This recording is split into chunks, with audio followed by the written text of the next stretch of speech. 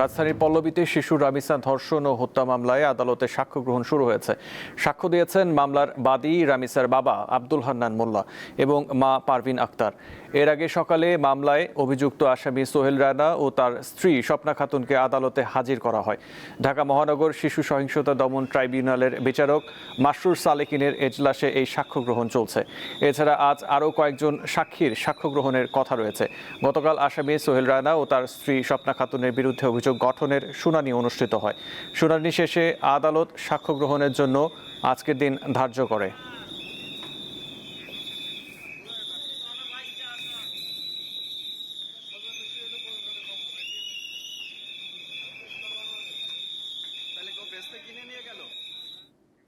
আদালত প্রাঙ্গণে আছেন সহকর্মী সোহাগ আহমেদ, সরাসরি যুক্ত হচ্ছেন তিনি।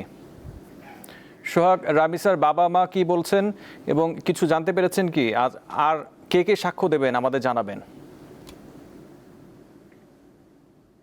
আপনি জানেন যে আজকে মোট হচ্ছে বাদীসহ যে 18 জন গ্রহণ কিন্তু সকাল 10:30 থেকে কিন্তু চলছে।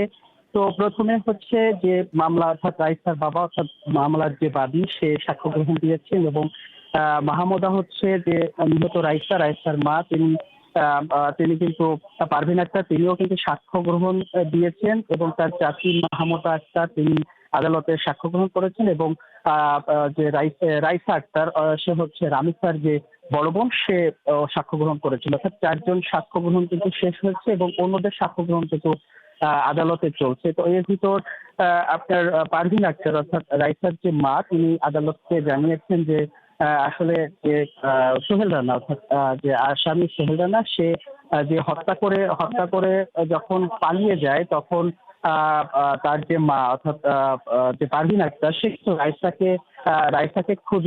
রাইসাকে যখন খুঁজে পায় রাইসার সাথে তার প্রথম দেখা হয়। রাইসার সাথে দেখা হলে তিনি কিন্তু খুঁজতে থাকে রামিসাকে যে আসলে সে কোথায় আছে।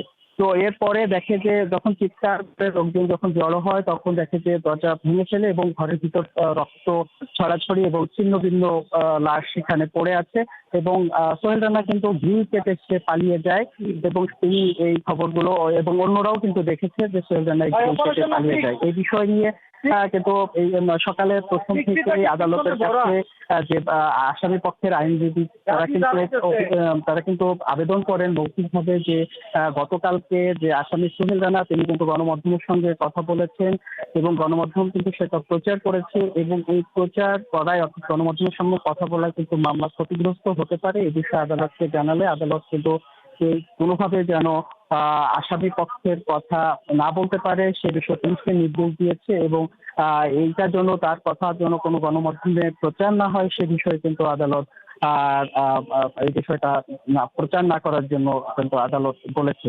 তো অন্যান্য যে আসামি সাক্ষী রয়েছে তারা কিন্তু হাজির হয়েছে, অন্যদের সাক্ষ্য গ্রহণ চলছে। আসলে অপেক্ষা করতে হবে যে কতজনের সাক্ষ্য আজ আদালত নিয়েছে সে পর্যন্ত অপেক্ষা করতে হবে। আমরা সকল গণমাধ্যম আদালত প্রাঙ্গণে রয়েছি এবং অন্যান্য সাক্ষ্যরা কি বলে পরে বলতে পারবো।